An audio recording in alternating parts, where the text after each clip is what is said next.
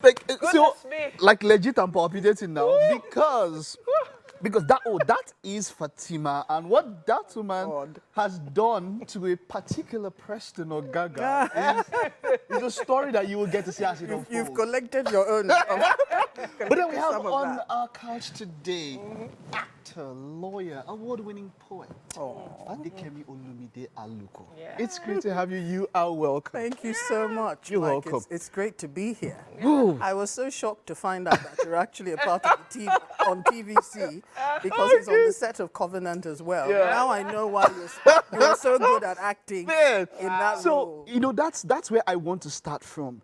We see a lot of actresses or some actors that they are so good at what they do. Affective fallacy is a term that that is used. Right. They're so good that people think that, look, this has to be you, and that is what you do on Covenant. Covenant, by the way, is airing on African Magic Showcase. Yes, It's airing now. indeed. And how are you so good? I don't know. Let's start from there. How are you so? Because even everybody that saw it now, it's testament to the fact that you cannot move away from this character. You just what does she want to say next?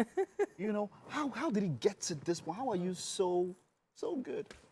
Well, thank you so much for the compliment. It's difficult to explain from a personal perspective why I am the way I am, but I think life experience really goes a long way in producing someone who can show off that experience of this particular special person called Fatima to the world. So as a woman in her 50s who's, gone through a whole life, as it were, one is able to understand why Fatima is the way she is. And I find her fascinating to play because we're quite different from each other. We have some similarities. Yes. I don't think so. Yes.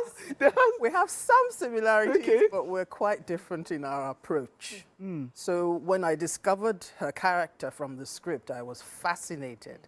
And, I'm still a kid in a candy store, having that opportunity and privilege to play her because she's a very powerful woman. Very.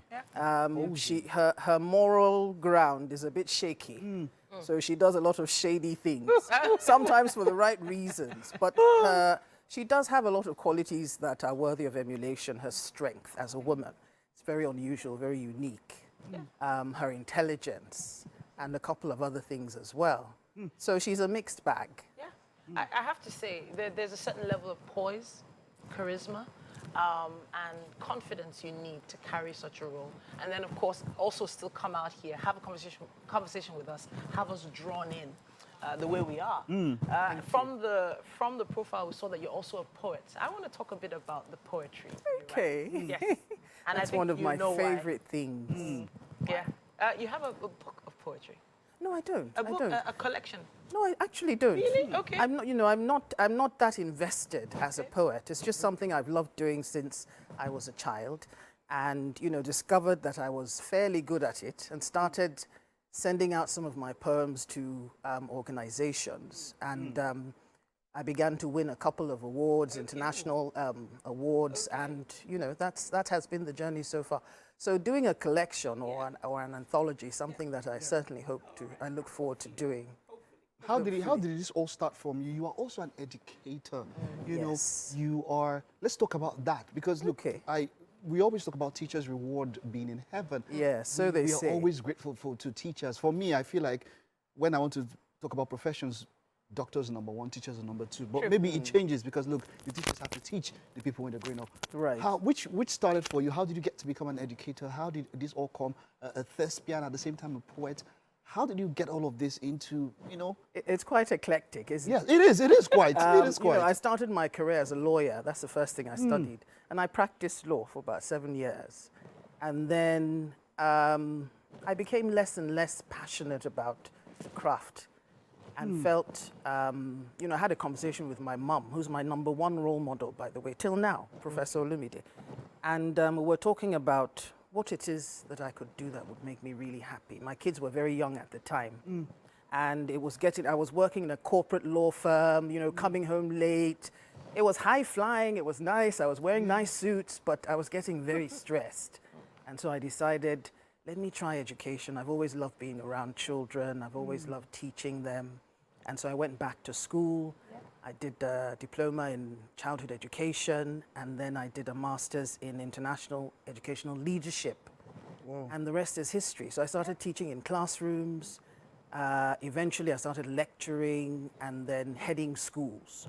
In fact, at a point, I had my own school. Yes, that was where I was going. Because Wow. you had a school in GRA. Yes. And, you know, the interesting thing is life has a way of catching you out any which way, because anyone who knows my school at the time would know that we were very much about creativity and performing arts and, you know, fine arts and anything creative.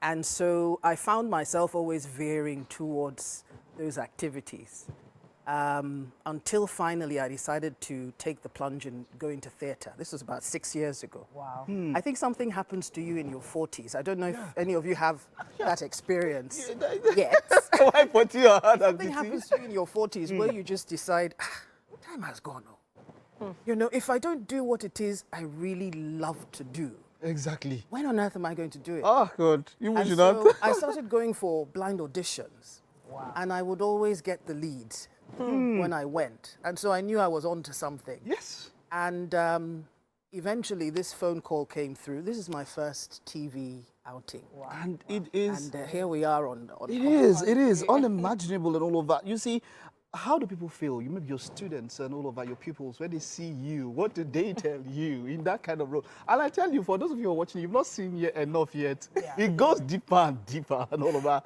They You know, are what so do they say? delighted. They are so delighted, and really, for me, that's one of my joys. Okay. Is being able to inspire them to be something I've always told my students from when they were toddlers to when they were teenagers, is be all you can be. You know, God has given you so much, and it is your joy and responsibility to use all of it to inspire the world and make the world a better place. Yeah. So they are so excited for me. They are my number one encouragers, my number one fans. Okay. So many of them have reached out to me on social media to say, we're so proud of you, well done, etc. And their parents as well. As well, exactly. You know, and even the owners of the schools where I've worked. Very recently, I took a position of principaling at a secondary school in Lagos, Temple Secondary School. And the owner of the school, Shirley Okaridia, God bless her, she has been so supportive Wow. of my acting career. So, you know, I stand on the backs of lots and lots of positive encouragement. Wonderful. People who really love Wonderful. What you and support me. But it does seem like at a certain age, there does begin to build this, a little bit of pressure to get a lot of things done at the same time. And then you notice Agree. that people of your age group are probably settling into one or two things. Yes. But you've decided to embark on something that a lot of younger people are doing. Yes. So you are in a space where the younger people seem to be thriving. Do you feel any pressure to try and raise the bar? Pressure to raise the bar, pressure from young people, no. Okay. I'm a bit of a perfectionist, so anything I put my hands to, I know. want to be excellent at I it. know. Some people will say that that's not a good thing, but I think when managed well, it's a very good thing. I think if you look at my social media handle, you'll see I describe myself as a quiet rebel. I've always been someone who doesn't want to be pigeonholed into one thing. or Going the other. against the grain. There's this tendency for society to tend to say, okay, this is what you do, this is what you have, okay, do this. This is who you are, okay, you must only do that. And, you know, I'm not going to have that. And I don't think any, you know, any young person today, including actors, should settle for that.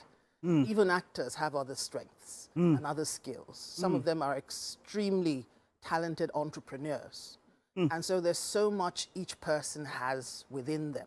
And I've always just been that person who, you know, strives to just develop everything. So that when I go home, Yeah, wonderful. like, was it Boswick, who Chadwick said, Boseman, yeah.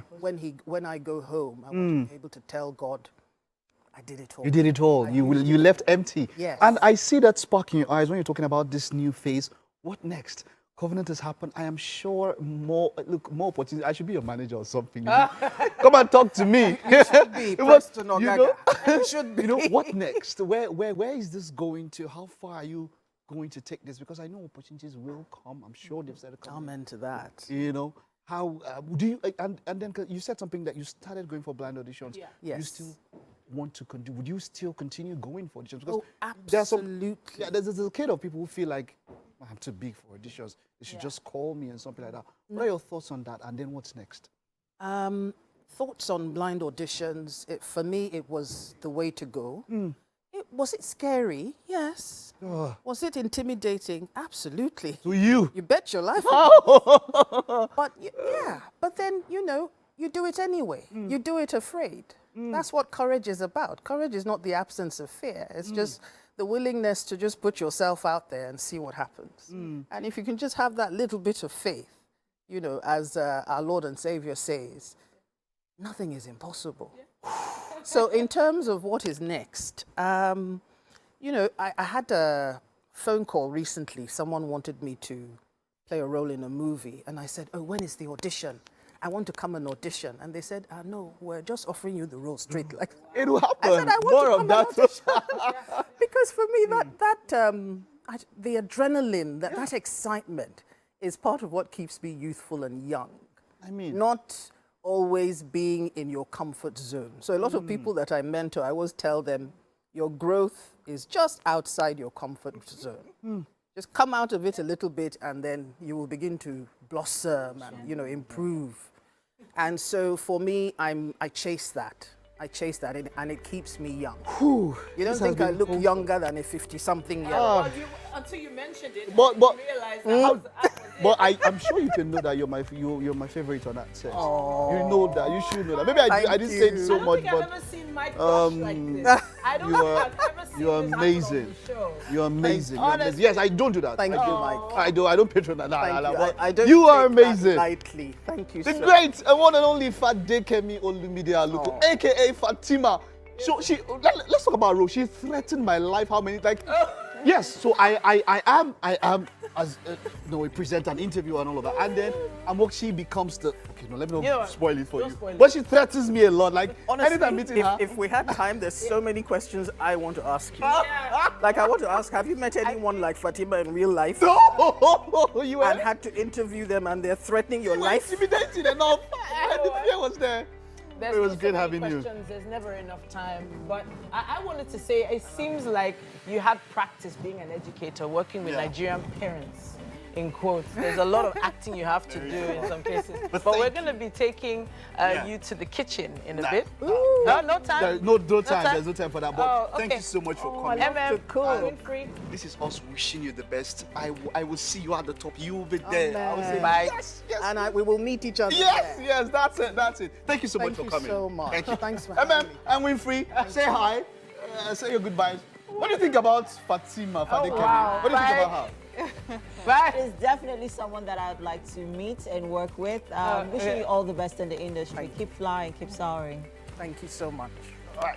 It's been a wonderful show. Thank you for tuning in. We will see you tomorrow. Bye-bye.